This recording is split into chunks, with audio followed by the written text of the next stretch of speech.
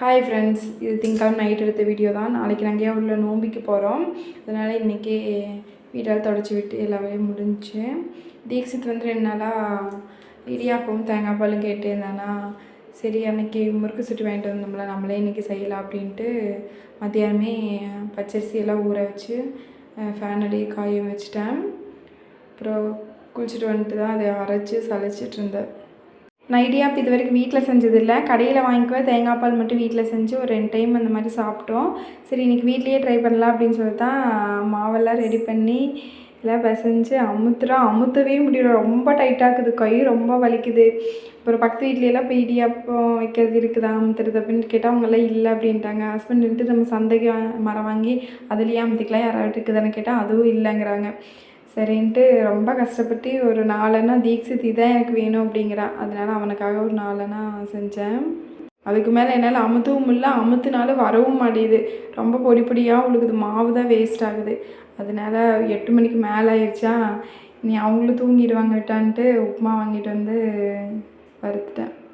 உப்புமா வறுத்தாலே தீக்ஷித் எனக்கு உப்புமாலாம் வேண்டாம், இடியாப்பம் தான் வேணும் அப்படின்ட்டான்.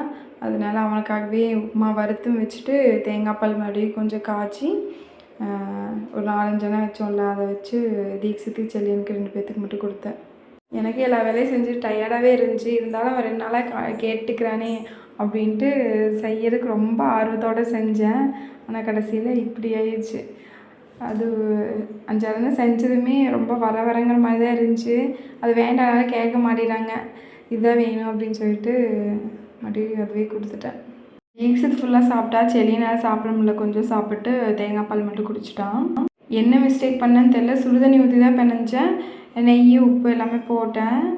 சுடுதண்ணி வந்து நான் நிறைய ஊற்றி ஒரே டைமில் நல்லா பிணைஞ்சிருக்கணும். நான் கொஞ்சம் கொஞ்சம் பிணையிறதுக்கு லேட் பண்ணிட்டேன். அதனால மிஸ்டேக் ஆகிடுச்சா என்னன்னு தெரில. இடியாப்பம் தான் நல்லா வரல, ஆனால் இடியாப்பம் செஞ்ச இடம் பயங்கரமாக இருக்குது. நல்லா வர மாட்டேன்ட்டு எல்லா தட்டுகளெல்லாம் எடுத்து அமுத்தி பார்த்து எல்லாமே நாறி போச்சு.